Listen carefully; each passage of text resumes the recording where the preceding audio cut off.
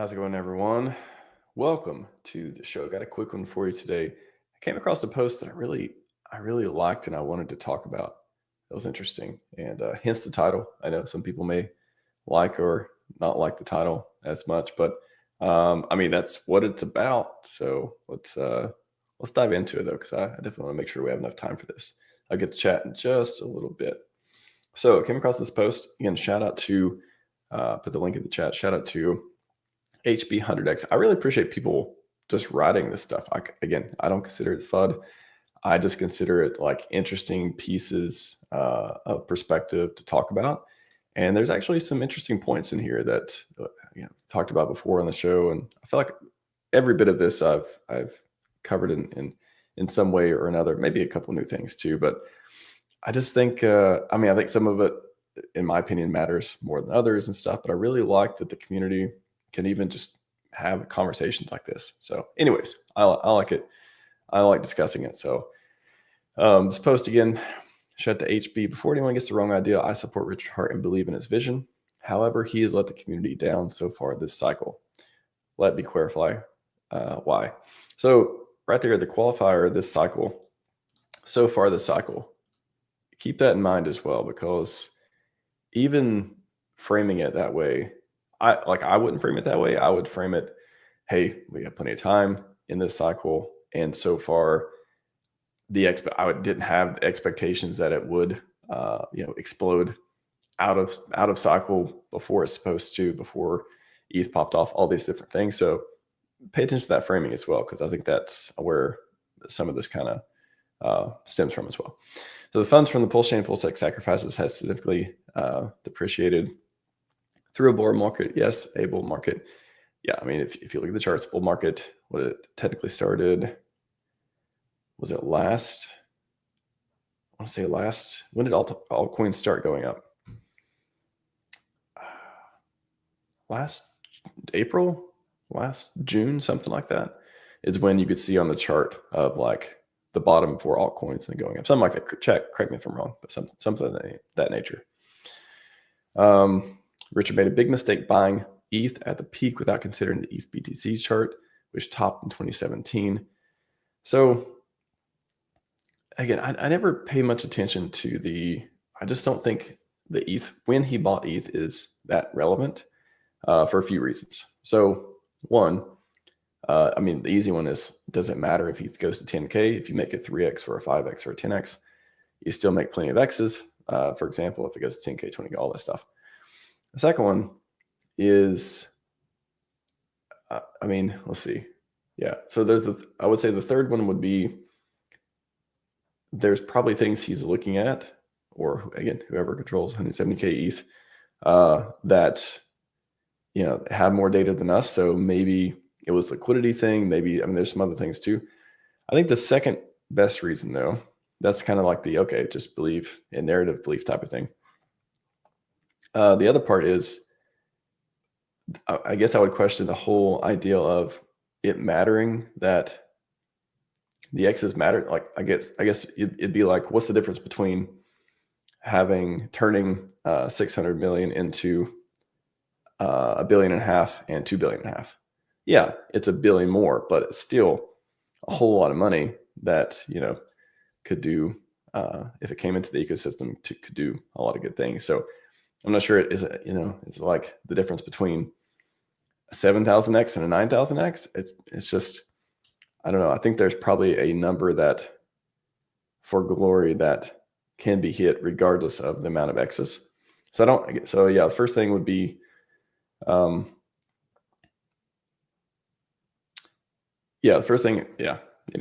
that's a few different pieces. That's my thoughts on that. It's like, so I guess I would wrap it up. Simply put, it's a nice to have buying it at the low, but there's probably good reasons why it didn't happen. And it doesn't matter that much that it didn't happen. I guess that's how I'd frame it. So as ego comes a belief of history repeating, like Bitcoin with 3.5x past its all-time high, and ETH would follow suit despite missing out the gains from Solana. And XRP, ETH's ego thinks, RH's ego thinks ETH goes beyond 12K and will probably round trip the SAC funds. Missing out gains from Solana's XRP. I'm not sure. Despite missing out gains, are you saying, or is HP, if you're in the chat, by the way, feel free to provide commentary as well. I'm just trying to understand about missing against Solana XRP. So maybe just saying that his predictions haven't gone as planned, something around that. I think ETH will go beyond 12K and probably round trip SEC funds. And then this part is missing another prediction on the target price for converting to ETH or something. Again, some of these are just, again, pieces of it. A lot of it's red candles. Again, if we were 10 times fast stack price, I think a few pieces of the narrative wouldn't quite be there. But yeah, some of these are just, sounds like it's just questioning whether his judgment is going to be good on some of these pieces that make the actions happen. Let's see. Today, RH indirectly criticized the community for not promoting ETH enough, as almost as if the community isn't working hard enough. I don't know. So this piece, it's always, I don't know. Again, we don't work for Richard. He doesn't work for us right here. Richard has stated he doesn't work for us. The path 3 is we've been working for him. That is a totally optional thing to do, though. So I didn't think I didn't feel criticized for not promoting ETH enough. I thought he was literally talking to ETH people. I don't even think I didn't take that as him even directing it towards PulseChain community. That was more of like, again, saying things to talk to other communities, and like, you can take from it what you will, but I don't know. I didn't see that. And again, the work we done for him, I speak for myself, but I think I probably speak for I could probably speak for a lot of other people too, as far as being on the same page of not getting paid, totally putting our own time, energy, blood, sweat, effort, money into the ecosystem without being asked to, and only with the goal of glory in mind. So that's the most powerful thing, getting community together that is aligned in a shared vision without having to do any of that stuff too. So I don't know if you think you've been working for Richard the last few years. I don't feel like I've been working for Richard the last few years. Like, I've been working for myself and the community. It's a very, very healthy relationship. I think I can stop anytime I want.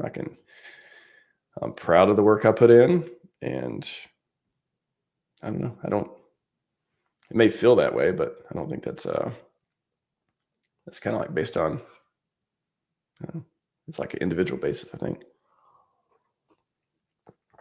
PulseChain lacks innovation, and PulseX is a copy-paste pancake swap. PulseChain lacks innovation. I don't think it's supposed to. I mean, I don't think anything other than a few of the tweaks to make it faster or more efficient in certain ways, better gas prices due to, and not being like crazy use like Ethereum is right now.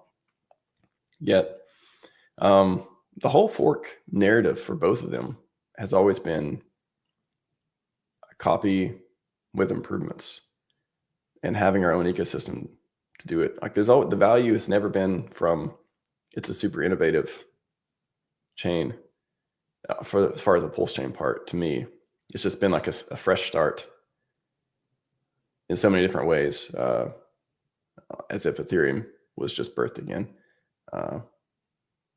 but a few years ahead of time with all the new improvements and stuff. On the PulseX side, I don't think we've seen what PulseX is going to do. I don't think we've seen all the features. We've seen a few like pretty cool feature updates and stuff, and farms and all that stuff too. But there was a tweet the other day of like if anything's being timed, it's probably PulseX upgrades and stuff, which do not matter when price not going up. They matter much, much more. Or say they matter much, much more when price is going on the way up to keep momentum and stuff like that. When we see new PulseX farms, what about Ink utility? Updated Pulse Scan and stablecoin limit orders.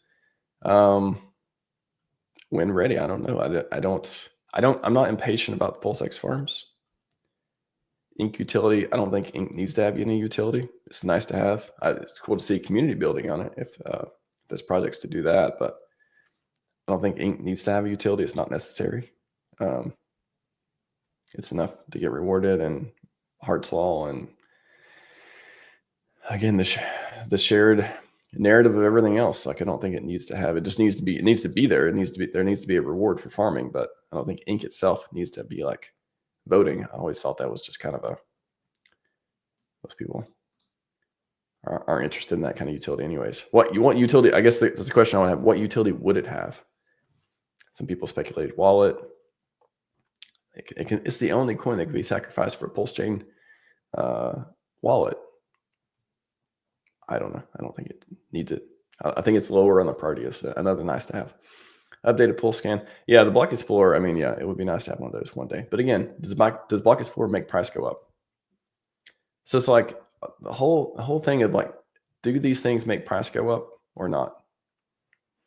I would say having limit orders doesn't make price go up. Having a stable coin, native stable coin, no matter how it manifests, having a Block Explorer doesn't make price go up. So a lot of the complaints or a lot of the criticism or otherwise, if they come from an angle of why isn't the price up, none of these things are going to make the price go up. They just make it a more comfortable environment and experience for developers and traders and stuff. And all that stuff can be done once you have momentum, once you have everyone, outside of our ecosystem excited about it and stuff like that. Again, all these, I love reading this. I love hearing this. And these are just my commentary for it. Some good points and some points that, I think are, more or less relevant points back and forth, in my opinion, at least. Some people may take something like, oh yeah, of course. Yeah. Why does the PulseX have all these things? And that's really important to them. It's just not that important to me when I look at the bigger picture. Instead of pointing fingers at the community for not working hard, Richard acknowledged the trust placed in him of hundreds of thousands who invested in no expectations. Should acknowledge the trust placed in him by hundreds of thousands. What were we trusting him to do? Again, that's the whole idea of no expectations is he doesn't work for us. So I'm trusting him to, if there were, if there were anything that, if there was anything that I want him to do is make a great product and market it for us. That's the only thing I really want him to do. But I can't expect him to do anything because I didn't, there's no investment contract. There's no, I can want to have expectations all I want, but I have them at my own, peril type of thing. I have these expectations and then I start wanting, I want him to work for me. I come back to that principle approach. He doesn't. I do trust his judgment, though. That's one thing. That's what I will say. I do trust his judgment. How about that? If there's one thing so if we were to frame this around Richard's acknowledge the trust placed in him, I'm not sure that he hasn't acknowledged that people trust his judgment. But the only thing I would trust about, would be around judgment. So anyways, this is an interesting one. So Richard can easily audio live stream, keeping his face and location private. I've thought about this from a technical perspective too. Of like, why doesn't he just turn off the chat? Why didn't he just live stream on YouTube? Turn off the chat, use a green screen, I think,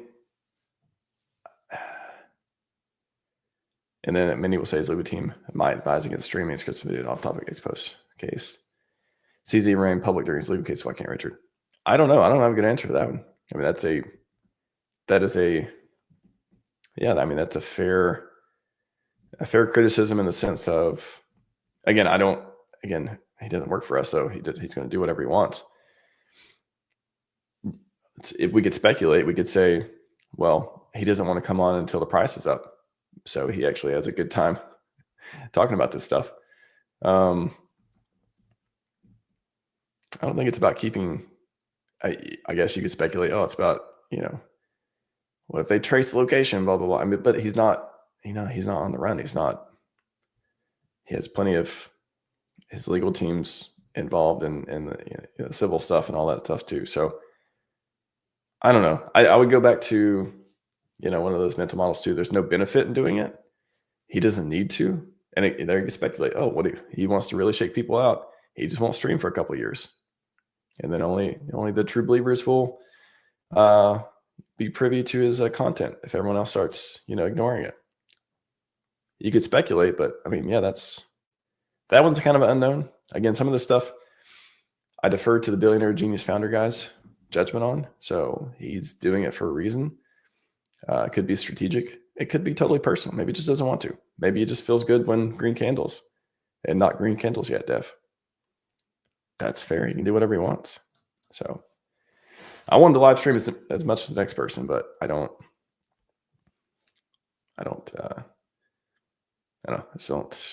He's not. So that's what we got. As we're approaching what seems to be the end of the cycle within macro, with stocks with MicroStrategy, MSRT suggesting a blow off top by March, April. Will's PulseChain remains stagnant down in price. I can't imagine that we won't see some action in this bull market. I don't know, not financial advice. I don't make predictions. I try to avoid even talking the realm of such things, but I would be very surprised if we go through the cycle and it's just like, well, just PulseChain it's just not doing anything. Again, everything seems to map to what is ETH doing. And if you believe ETH will go up, then you believe ETH wells will have a good reason to invest in PulseChain. And everyone just comes out of the woodwork and starts enjoying the glory. I don't know. I think the easiest, I think that's the easiest explanation, honestly, is fall ETH price. Like it or not, fall ETH price. I think that's the easiest explanation to PulseChain's current price performance. What's ETH doing? Nothing. What's PulseChain doing? There you go.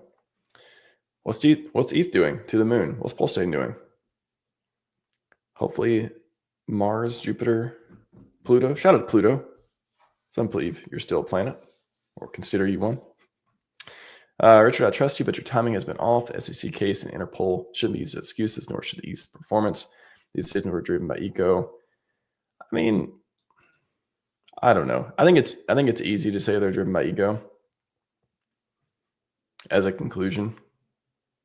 But I would, again, if I'm trusting RH's judgment, I would say, and acknowledging, obviously, as an ego too. And again, doesn't get everything right. He gets a lot of stuff right, but sure, are there things you've done that have been driven by ego and haven't been strategic? Of course, like I could totally see that. I mean, nobody really knows, but like that's a plausible thing. But all those things driven by ego, I don't know. I wouldn't subscribe to that, but I mean, it is a way you could speculate. Many might see this as the ultimate bottom signal. I like the self-awareness on this piece. Again, this is a well-meaning person to the ecosystem. I don't see anything that it's all interesting points. But I know 90% of these reading this are the same thing or a well-meaning post. Yeah, at least again, I don't know the person, but the well-meaning post from what I can see. Thinking the same thing. We're on day 622, still below sacrifice rates, and the chain has turned up into a wash trade ecosystem. 20-30% up, 50% down, rinse, repeat. I don't know. I mean, what else is it supposed to do? That's my reaction is like, what is it supposed to be doing right now? Like everyone who's like, it should be going to the moon right now. Why? Why should it be going to the moon right now? Why should all the influencers be talking about PulseChain right now? I don't have an answer for that. There's nothing. I mean, again, to the outside, it doesn't look like a lot's going on. On the inside, I mean, in our ecosystem, there's a lot of great stuff happening and cool, and we have this narrative and we have all this stuff. But to the outside, why isn't Ivan Tech talking about it? It's like, because what's there to talk about? We're not having massive green candles yet, and when we do, and even before that, like shout out them. They have the Morales organization and stuff. They've been doing some cool hex stuff, and otherwise, there are still people acknowledging and still bullish on this chain, whether they talk about it or not. Clearly see it by the actions and support and dev stuff and all that stuff too. But like, why should PulseChain be popping off right now?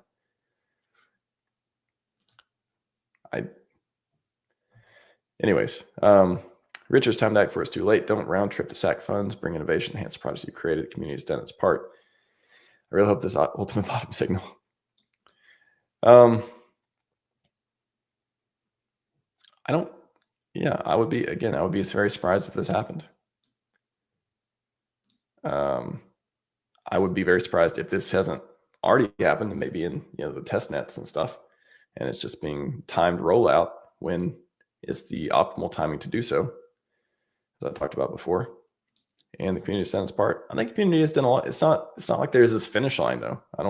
It's the only thing I would say on that. It's not like, all right, we've been here long enough. I've been following Richard since 2017. I'm not tired. I want to win. I'm here to win. So, gonna win. Anyways, totally normal. It's a famous picture too. The Versace photo shoot. Very interesting post. I appreciate HB for writing it and allowing me to go through the different points and stuff too. Pretty interesting. But yeah, I don't think, just to wrap up, I don't think RH has failed us. I don't think, not that this was even alluding to that. It was just kind of like I want better stuff going on. But yeah, hopefully we see some catalysts soon. And again, there's just some of the things that are unknowns, and I must defer to Billionaire Genius Founder Guy's judgment because we just aren't privy to all the details. Maybe we'll one day. Maybe we'll see that interview with on the True Hollywood Story, or we'll see him on talking to 60 Minutes or something about how he minted $1 million millionaires and all that stuff. Maybe we'll see that, and we'll get some more information about the behind the scenes. Maybe they're shooting documentary. Maybe they're shooting the Highest of Stakes right now. We don't even know it. Highest of Stakes 2, Glory Run. Anyways, good stuff. Do not have time to get to comments, but I appreciate you all. Real quick, just want to announce too, Go Real DeFi has a bug bounty, $500 or more. Who knows if it's a really good issue that's quality work and stuff, could be doubled. I don't know. For reporting any critical security issues affecting user security using the site. Again, designed to be user first, or security first and minimalist, but yeah, GoRealDeFi.com. I'm pretty confident in the security model and stuff. Again, nothing is perfect. Amazon.com has a bug bounty. Everyone in the world has one, but I wanted to be like, okay, if there is some issue or anything that anyone ever finds, let me know. Again, could you be eligible for a bounty? Rules are simple. Again, don't maliciously attack. No maliciously attacking the site, disrupting the server, all that stuff. Report it directly. Get my Gmail on here as well. Demonstrate the risk. Again, no just sending random scanner bugs or automated stuff or just whatever. Reserve the right to end the bounty whenever as well. But again, I did a lot of work on the security of the site, making it good. It's been over a year uptime, not 5 years like Hex, but over a year going strong. I've explained it, almost every aspect of the security, many times in tweets and on the live stream as well. If you go to the bottom here, and it says 1, 2, 3, 4, 5 to click how it works. That's got videos, explainers about the security model, how all this stuff works too. Verify hash. Oh my gosh. Really? We got to do verify at Google? That's the all right, everyone. Go to yeah, this is another phishing thing. I gotta email them about port detection problem on MetaMask phishing. Yep, same thing. Anyways, just click continue to the side if you see this. I'm gonna have to email them about verify.gorealdefi.com too. But if you oh my gosh. I already talked about this the other day, how they were blocking Go Real DeFi. It doesn't even let me continue. Anyways, you click verify hash and you don't have MetaMask on a test browser and stuff, then Actually, let me disable it. 1 second. I'm not gonna let this. Bye MetaMask. Doing it live. Or you're gonna be disabled at least, so you don't keep messing with my stuff. All right, there you go. Does that feel gratifying turning off MetaMask? Now if we click verify hash, you can verify hashes. They're synced to every minute or 10 minutes or something on the back end to the official apps. You can verify the security, verify if anything changed. I've talked about this so many times on the show about all the different security features. So I've not heard one single applicable security risk that applies to the site. People said iframes are insecure or third party are insecure or this or that's insecure. I think anything poorly designed can be insecure. And there's things that are designed better than others. And I spent a lot of time and effort for Go Real DeFi to make it work and be as secure as possible from what I understand. So again, there's a bug bounty. So if you see anything insecure and you can actually prove it with demonstration and reproduction and report it and all that stuff too, you'll be eligible for a bounty. So there you go. That's all I got for you all today. Appreciate you all. Again, sorry I can't get to chat, but yeah, hope you have a great rest of your day. We will win. And join us tomorrow with a special episode. Should be fun. All right. That's all I got for you. Scivive and 5555. We are out.